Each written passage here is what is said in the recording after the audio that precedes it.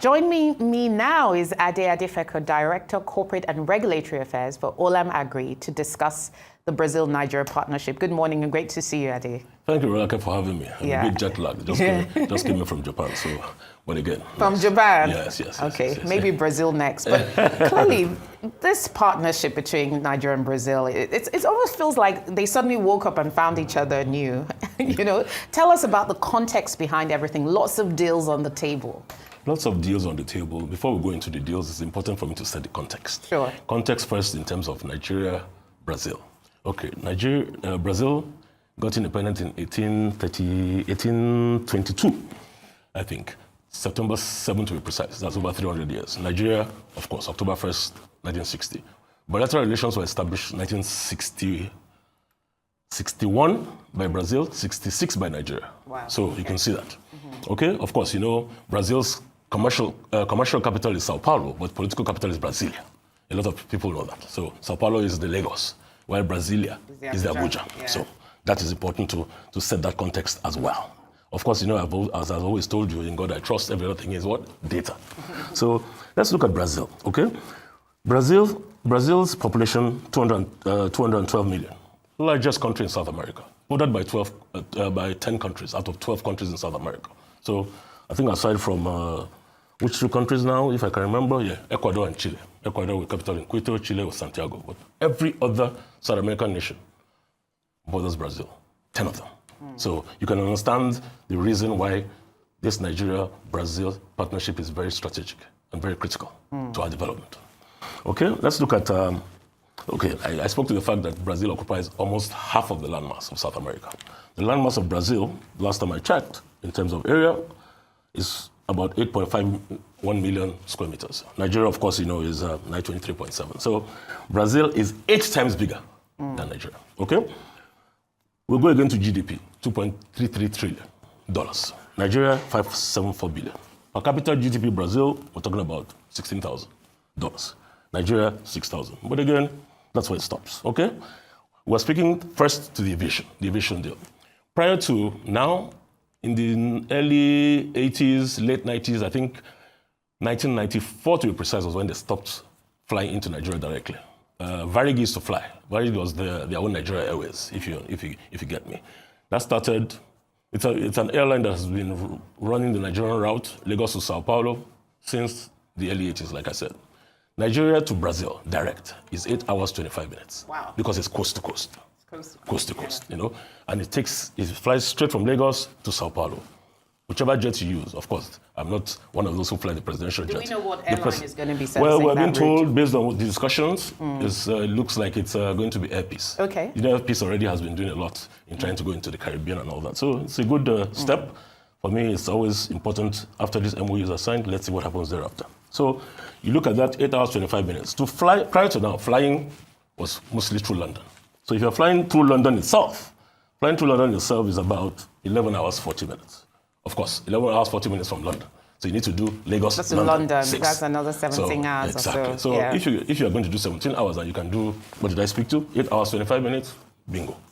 Good, strategic, nice. This is the first time in a very long time that I think in the Committee of Nations and in terms of bilaterals here now we need to speak to what you call South-South cooperation. South-South cooperation, Global South. Nigeria are giving you the indices, population and everything we have with Brazil. But Brazil is major in terms of agriculture, okay? In the areas of agriculture, Brazil is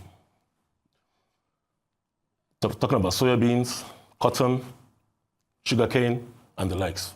I'm sure you've heard of a company called Embraer, of course, on the aviation side. On the aviation side, just as you have Embraer for them, you have, so aircraft and all that, they're top, okay? Let's now go into agriculture, okay? It's important to let Nigerians know that, there's a lot we talk about. Bilaterals are important, okay? And this, I think, is first time in a very long time. Again, let me go back again. In terms of visits, you have what you call an official visit and a state visit. This is a state visit with all the paraphernalia rolled out. Red carpet, probably on the green carpet or green carpet on the red carpet, full honors. Guard of honor, the whole works. And you can see the conviviality and the camaraderie between President Lula and President Tinubu. This is about the third time they're meeting. They met once last year, and I think they met twice this year. It's instructive as well to note that the vice president of Brazil was in Nigeria about a month or two ago with a powerful delegation, business delegation.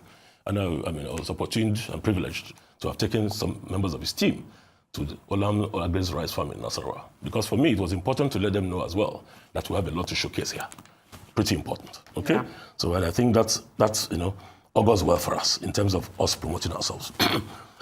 Brazil, globally, they're a global leader in cattle production, and they're the second largest beef producer in the world, okay? Producer and exporter. So, and to a large extent, their cattle herd is around about 234 million. That is massive. People always talk about things being massive, So that's on one hand. Okay. And, and look at that vis-a-vis Nigeria. But Ade, before you go on, you've painted quite a fantastic context, by the way, giving us a bit of a run through history and cultural ties. Yes. There's no doubt that Brazil is a formidable force. Mm-hmm. But I've seen time and time again many of these grand gestures across borders, across nations, investment partnerships are signed for transformation. What is really different about this time? Because we're talking about, there's a $1.1 billion green imperative project. They've been here, they've seen our agriculture industry, our livestock, the mechanization. What is really going to be different about this partnership? Why are you so optimistic and bullish about it to deliver results for Nigeria? Why I'm bullish and optimistic is that what you see, you can look at the delegation the president went with. Okay, you had the Minister of Trade, you had the Minister of Aviation, you had the Minister of you had Foreign Affairs. You had Livestock, okay? Mm-hmm. Livestock Minister, particularly. You had Minister of State for Agriculture. So two things. There's a livestock part, which is very specific and targeted. Then you have agriculture in its ramification. So you even have the Minister of Culture, that's Hannatu Musawa. So, of course, I'm sure you probably saw just maybe in the last 1 hour, photos being released of Professor Wole Soyinka. So cultural diplomacy. So diplomacy and cultural agreements at all levels. And for me, I think it is very good that we have a chief marketing officer, chief investment officer, and a chief diplomat in the president doing this. So for me, I think because of the fact that, we have painted and given a background of the similarities between Nigeria and Brazil. Again, cultural in terms of relationships. It's from here that you have the Brazilian Nigerians, the Cardosos, the Pedros, and the likes. Of course, the central bank governor, I'm sure you saw, was there. You could see a bit of conviviality between them. Yeah. So for me, what I think is important is that these MOUs that we're signing, this is about the third time we're meeting. So there have been a lot of preliminary discussions on all this. So with these MOUs being signed, what we need to do now is when they come back, let's action it. So probably have a Nigeria-Brazil joint commission, okay, as a first step. Then again, I think the president or the presidency must appoint ambassadors or high commissioners. That is still a pending matter. It is pending, and I think it's been way too long. But I'm sure. Okay, so let's get a bit now into the agriculture space. Yes. Brazil has fantastic credentials in terms of its arable land, but it also came for a point where agriculture was not such a huge contributor to its economy. It was able to sort of translate its poor soil issues to fertile land. It's built a fantastic model. How did it do it? And what are some of the things Nigeria itself can learn from that model? Okay. Nice you speak to that. I spoke to the fact that they're very strong in corn, soya, sugarcane, particularly. And their arable land is, you can go on and on. The country is very massive, like I told you, 8 times the size of Nigeria, okay? But for them, they've been very strategic, they've been very intentional, and they've been very deliberate. That, I think, we need to adopt, okay? We should put our money where our mouth is. So with all these funds that are coming to us, we should have the MDAs specifically, okay, to run this. But again, run this with the organized private sector. Let's quickly look at mechanization. Mechanization penetration in Nigeria is less than 1%. In Brazil, it's about 44%. Wow. That's massive, again, okay? And for them, again, you must understand, they're 300 years old. I'm not giving it as an excuse. But they've had more time. Yes, they've had more time. They're over 300 years old. We are 65, okay? So for us, we just must have a concerted effort to make sure that we deepen mechanization. Mechanization for us, it's at its infancy, okay? When I checked, I found out that on the mechanization side, okay, there are a few agencies there are 2 agencies that are responsible for that. There's an agency called National Center for Agricultural Mechanization, NCAP. So for them, And another one called Nigeria Agricultural Mechanization and Equipment Leasing Company. So for me, this should be the go-to companies for mechanization. There's no point replicating, reinventing the wheel. They are there. Strengthen them, let us go through them. But another thing you must understand in Brazil is Brazil have what you call family related mechanization schemes, cooperatives and the likes, okay? That's what I think we can replicate here. Because a lot of our farmers, like I said, 1%. The others are the likes of the behemoths, the large agricultural companies like us, Olam Agri, for example. So the smallholder farmers just Smallholder farmers will be brought into what you call the nucleus of it. The nucleus of it is that you set it up, you bring them in, they farm for you, you buy from them. Again, you offer agri inputs, you offer financing, and you offer... And you economically empower them because they get fair prices. Precisely. Yeah. And again, you make sure that to a large extent, this food security should not just be food security, it should be food sovereignty.